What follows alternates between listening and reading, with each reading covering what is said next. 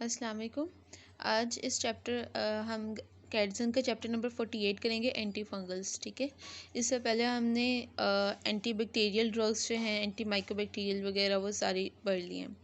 ठीक है, उसमें भी जैसे हम स्टडी करते थे, सबसे पहले एंटी फंगल की आपको क्लासिफिकेशन आनी चाहिए। एंटी फंगल क्या है? फंगल इन्फेक्शन कोई और है, आप उसको ट्रीट करने के लिए कोई एंटी फंगल दे रहे हो। ठीक है, अब उसमें हम किस तरह से फंजाई को किल कर सकते हैं, बिल्कुल सिमिलर उसी तरह जैसे हमने बैक्टीरिया का पढ़ा है कि या तो हम सेल वॉल पे टारगेट कर रहे होते थे या हम उसके डीएनए सिंथेसिस को टारगेट कर रहे होते थे। तो ये डिफरेंट तरीके से, जैसे हमने सल्फोनामाइड्स में पढ़ा, हमने ठीक है बीटा लैक्टम ड्रग्स पढ़ी, हमने डिफरेंट जो है वो वेज पढ़े कि ये हम यहाँ पे टारगेट कर सकते हैं, मैकेनिज्म ऑफ एक्शन, और इससे बैक्टीरिया किल हो रहा है। ठीक है, उसके डिफरेंट जो है वो स्पेक्ट्रम भी होता था, एंटीबैक्टीरियल स्पेक्ट्रम। अब सिमिलर चीज़ जो है वो यहाँ पे आएगी आपके पास एंटी फंगल में, कि आपने सबसे पहले चैप्टर भी स्टार्ट करने से पहले जो चीज़ आपको पता होना चाहिए वो ये कि ड्रग्स के नाम कौन कौन से हैं और उनकी क्लासिफिकेशन क्या है और उसका मैकेनिज्म ऑफ एक्शन क्या है। क्या मैकेनिज्म ऑफ एक्शन होगा कि जिस तरह से आप उस कोई फंजाई को किल कर रहे हो,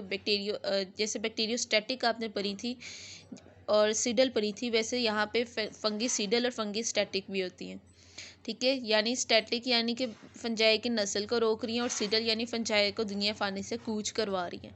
ठीक है, तो अब ये एंटी फंगल का एक ही चैप्टर है, आपने बैक्टीरिया में तो कितने सारे पढ़े थे। तो अब यहाँ से देखें कि ड्रग्स जो हैं जो फंजाई पे एक्ट करती हैं, हम क्या कर सकते हैं। मैं फंजाई को इस तरह से किल्स कर सकती हूँ कि या तो मैं इस तरह से करूँ कि सेल की परमिएबिलिटी बदल दूँ। ठीक है, यानी जो फंजाई है ना, जिस तरह बिल्कुल सिमिलर जैसे हम बैक्टीरिया में करे थे कि सेल की परमिएबिलिटी जो है वो कर दो, यानी कि सेल के अंदर ना कोई ओपनिंग में ऐसी क्रिएट कर दूं कि जैसे ये सेल है ना, तो अब ये सेल की जो मेम्ब्रेन है यहाँ पे एक पोर क्रिएट कर दिया, तो अब क्या होगा, यहाँ से जो भी आयंस हैं वो मूव आउट करेंगे, कुछ चीज़ें अंदर से बाहर आएंगी, सेल एट द एंड जो है वो क्या कर जाएगा, बर्स्ट कर जाएगा। ठीक है, या डाई हो जाएगा। तो मैं इसकी परमिएबिलिटी चेंज कर सकती हूँ। ठीक है, पॉली ये मैं कर सकती हूँ। इसके अलावा हम क्या कर सकते हैं, बीटा ग्लूकैन सिंथेसिस, इसको ब्लॉक कर सकते हैं। बीटा ग्लूकैन सिंथेसिस के बारे में मैं आपको बताती हूँ। न्यूक्लिक एसिड सिंथेसिस हम कर सकते हैं कि इसके डीएनए की जो सिंथेसिस है उसको डिस्टर्ब कर दें। अगर डीएनए नहीं होगा तो सेल का जीनोम काम नहीं करेगा, तो फंजाई किल हो जाएगा। तो ये वो मेथड है जिससे मैं अपनी फंजाई को, मतलब मैं दुश्मन के खिलाफ क्या कर रही हूँ, उसको ख़त्म करने की कोशिश कर रही हूँ। या क्या कर सकते हैं, माइक्रोट्यूब्यूल जो फंक्शन है ना, माइक्रोट्यूब्यूल की सिंथेसिस उसे डिस्टर्ब कर दो। ठीक है, माइक्रोट्यूब्यूल्स जो हैं, जो आपको पता है ट्यूबुलिन बनाते हैं। ठीक है, अब वो वहाँ पे सेल की डिवीजन के लिए भी ज़रूरी होते हैं। तो ये वो मेथड्स हैं जिनके थ्रू हम किल कर सकते हैं। अब हम देखते हैं कि कौन कौन सी ड्रग हैं जो इनके रेलेवेंट इसके अंदर अंदर आती हैं। ठीक है, अब उसके लिए आप ये फिगर जो है बहुत इंपॉर्टेंट है। अब देखें, फिगर जो है ना, ये हमें जो तस्वीरी खबरनामा होता है बहुत ज़रूरी होता है। हम इसी को देखकर इतनी सारी चीज़ें पिक कर सकते हैं कि हमें बुक रीड करने की इतनी ज़रूरत नहीं पड़ेगी। जो चीज़ हम यहाँ इस डायग्राम से हम पिक कर सकते हैं। अब देखें, ये डायग्राम हमें क्या बता रही है, ये डायग्राम हमें बता रही है कि ये सेल मेम्ब्रेन है। ठीक है, लिपिड बाइलेयर। ठीक है, इसको आप यूँ, ठीक है, ये लिपिड बाइलेयर है, उसके ऊपर जो है ये सेल आपकी सेल वॉल पड़ी हुई है। ठीक है, फंजाई की जो सेल वॉल होती है उसके अंदर काइटिन होता है। ठीक है, अब हम यहाँ पे क्या कर रहे हैं कि एक तो मैंने लिया, जैसे मैंने आपसे कहा था कि भाई मेम्ब्रेन के अंदर जो है वो सुराख कर देना आपने। ठीक है, उसकी परमिएबिलिटी जो है उससे क्या कर देना, ख़राब कर देना। उसमें क्या आएगा, उसमें जैसे देखें एम्फोटेरिसिन बी है, इसने क्या किया, इसने एजोल्स जो है ना, अब आपके ये जो लिपिड है ना और ये उसकी हेड और टेल है, उसके दरमियान में जो ये पड़ा हुआ, ये एर्गोस्टिरोल है। ठीक है, ये एम्फोटेरिसिन बी जो है ना, ये ड्रग उस क्लास में आती है जिसमें हमने कहा था कि सेल की परमिएबिलिटी बदलनी है। तो ये क्या कर रही है कि ये एर्गोस्टिरोल से बाइंड करके, देखें उसने दरमियान में एक पोर क्रिएट कर दिया है। ठीक है, तो अब इस पोर से क्या होगा कि एक ओपनिंग बन गई, सेल महफूज नहीं रहा। ठीक है, फंजाई महफूज नहीं रही, अब हम इसको किल करना आसान हो जाएगा।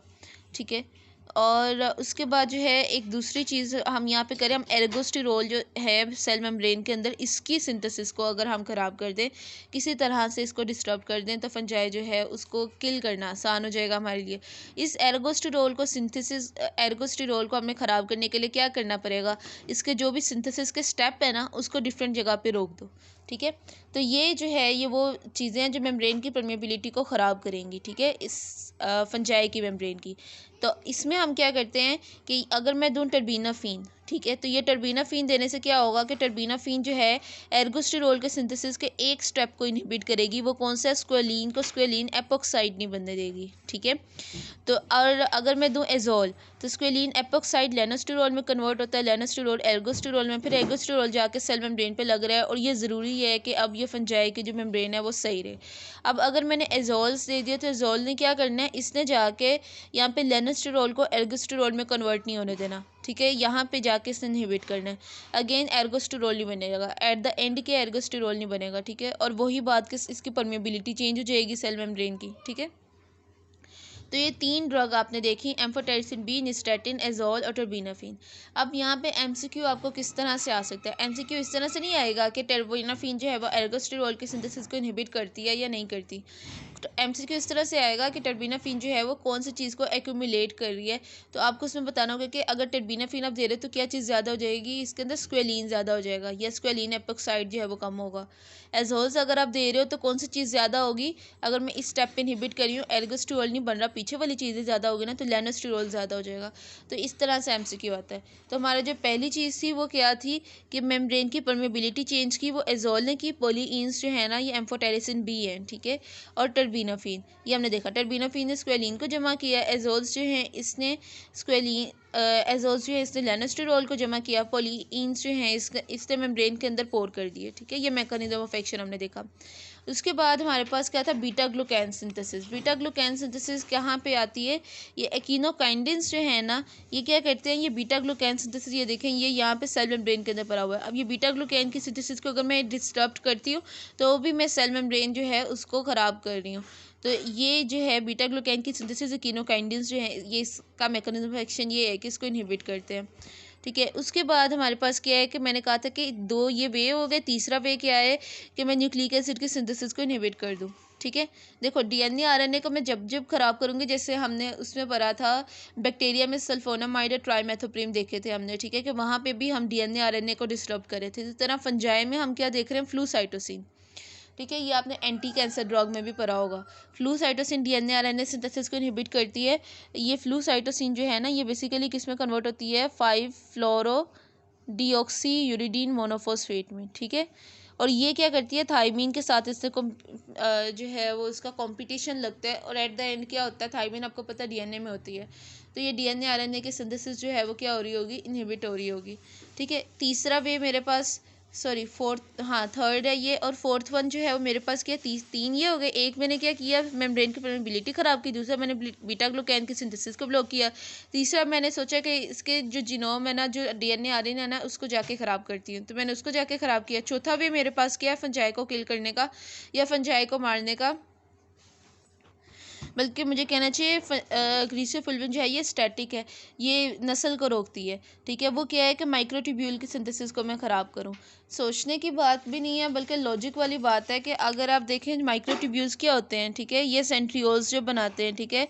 जिसने आपके पास जो यहाँ पे जाके आपके पास जो डीएनए और न्यूक्लियस होता है दरमियान में, और फिर यहाँ पे माइक्रोट्यूब्यूल्स जो हैं, ठीक है, वो फाइबर बना के डिवीजन में हेल्प कर रहे होते हैं। तो आप अगर ये माइक्रोट्यूब्यूल की सिंथेसिस रोक रहे हो, तो आप यहाँ पे क्या रोक रहे हो? खुद सोचो। इसे फंजाए, ये फंजाए तो नहीं मरेगा, लेकिन इसकी नस्ल रुक जाएगी। ठीक है। तो नस्ल क्या हो जाएगी? इसकी रुक जाएगी, यानी ये आगे डिवाइड नहीं कर पाएगा। ठीक है। आगे अपना जो सारा प्रोसेस है वो कंटिन्यू नहीं रख पाएगा। ठीक है। तो इसमें जो है ग्रीसियोफिल्विन जो है ये कौन सी ड्रग है? ये स्टैटिक ड्रग है। ठीक है। तो ये है हमारे पास सबसे जो चीज़ हमारे पास आती है कि सबसे पहले आपको चैप्टर स्टार्ट करना है, आपको पता हो कि कौन कौन से ड्रग्स आप इसमें पढ़ने वाले हैं और वो किस तरह से काम करने वाली हैं। कुछ भी नहीं, आपने ये वाली एक फिगर देखी जिसमें मैंने आपको बताया मेम्ब्रेन की परमेबिलिटी को बदलो, बीटा ग्लूकैन की सिंथेसिस को ब्लॉक करो, न्यूक्लिक एसिड की सिंथेसिस ख़राब करो, और या माइक्रोट्यूब्यूल की सिंथेसिस है उसे ख़राब करो। माइक्रोट्यूब्यूल की सिंथेसिस ख़राब करके आप उसकी नस्ल को रोक रहे हो, लेकिन वो बंदा जिंदा है। ठीक है। तो वो स्टैटिक है। ठीक है। और बाकी जो है वो हमने देखी, जिसको मैंने इस डायग्राम से भी बताया कि सिंपली आप देखो इस डायग्राम में सारी चीज़ें लिखी हुई हैं, आपको मैकेनिज्म ऑफ एक्शन अलग से पढ़ने की ज़रूरत नहीं है। एम्फोटेरिसिन बी जो है ये एर्गोस्टेरोल से बाइंड करके मेम्ब्रेन में पोर कर रही है। एजोल जो है वो लेनोस्टेरोल को एर्गोस्टेरोल में कन्वर्ट नहीं होने दे रहा, टर्बेनाफिन स्क्वेलिन को स्क्वेलिन एपोक्साइड में नहीं कन्वर्ट होने दे रही। ये तीनों मेम्ब्रेन की परमेबिलिटी को अल्टर कर रही है। दूसरा कीनोकाइनिन बीटा ग्लूकैन सिंथेसिस को कर रहा है, ठीक है। फिर फ्लूसाइटोसिन जो है ये डीएनए आरएनए की सिंथेसिस को कर रही है। और एक चीज़ जो स्टैटिक के तौर पे वो ग्रीसिया फुल्विन है जो माइक्रोट्यूब्यूल की सिंथेसिस को कर रही है, ठीक है। अब इसकी निमोनिक देख लें, गाफेट, ठीक है, गाफेट। ये एक एक वर्ड जो है वो पहली पहली ड्रग का नाम जो है ना उसको बताता है। जी से ग्रीसियोफुल्विन, ए से अजोल, ए से एम्फोटेरिसिन बी जो पॉलीन में आता है, एफ से फ्लूसाइटोसिन, ई से कीनोकाइंडिन, टी से टर्बिनाफिन, ठीक है। और एजोल की निमोनिक, ठीक है, वकिफ, ठीक है। अब इसमें क्या चीज़ें आती है, एजोल के अंदर फर्दर जो चीज़ें आती हैं वो है बोरी। अच्छा, हर एक के एंड पे कोनाजोल कोनाजोल आना है, ठीक है। और इस लव से एक एक बनता है, voriconazole, ketoconazole, itraconazole, fluconazole, posaconazole. तो ये सारी एजोल के अंदर आती हैं। ये सारी क्या हैं, ये सारी एजोल हैं, ठीक है, एजोल के अंदर आते हैं। तो बेसिकली ये है हमारा चैप्टर। अब आप इसको पढ़ना आसान हो जाएगा। अब हमने नेक्स्ट जब पढ़ना है तो हमने इसकी क्लासिफिकेशन भी कर ली होगी, मैकेनिज्म ऑफ एक्शन भी कर लिया होगा, हम क्लिनिकल यूजेस और इसके जो स्पेक्ट्रम है हम उसको देख रहे होंगे या साइड इफ़ेक्ट्स को।